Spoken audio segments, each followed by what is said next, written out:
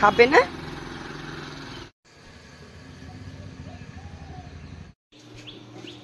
Hello, good morning, সবাই কেমন আছো? আমি সকাল সকাল ওই দোকানটা খুলে নিলাম।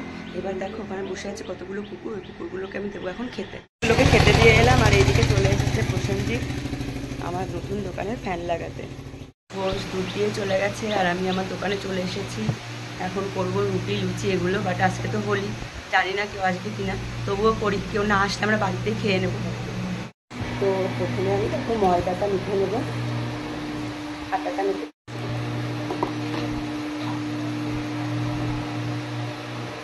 এই সকাল সকাল আবার মা গল্প করা শুরু করে দিয়েছে। এবার আমি ভাজছি গরম গরম লুচি।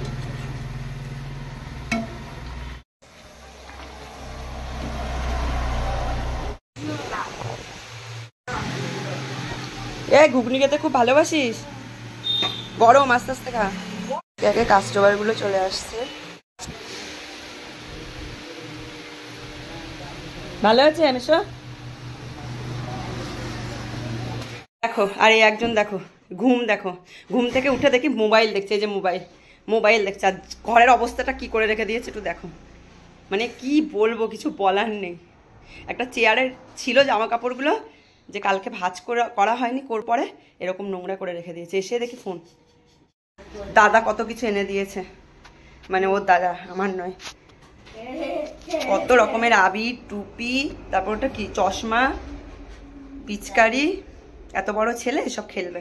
কালবেলা উঠে যদি কেউ মোবাইল দেখে তা কি হয় বলো? একটা গুড মর্নিং পর্যন্ত বলে না। গুড মর্নিং বললাম তো, হ্যাপি হোলি। হ্যাপি হোলি। তাহলে ওঠো, যাও ব্রাশ করো। বাবা কি গরম পড়ে গেছে। আজকে খুব একটা বেশি কাস্টমার আসলো না সকালে, কারণ হোলি হয়তো সে কারণেই হবে।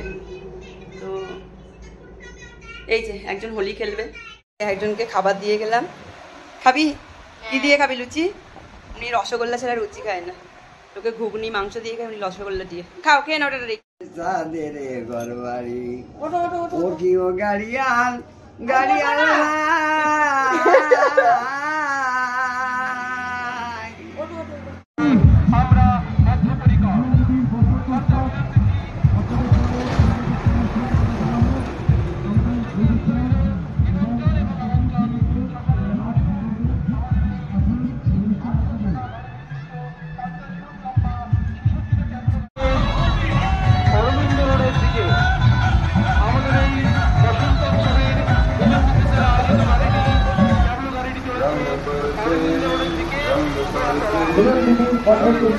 আপনাদের জন্য এই প্রতিষ্ঠান চলছে। আসুন, এই অনুষ্ঠান আপনাদের সবার জন্য। সবাই আস্তে করে দিতে হয়, চোখে বের করে যাবে।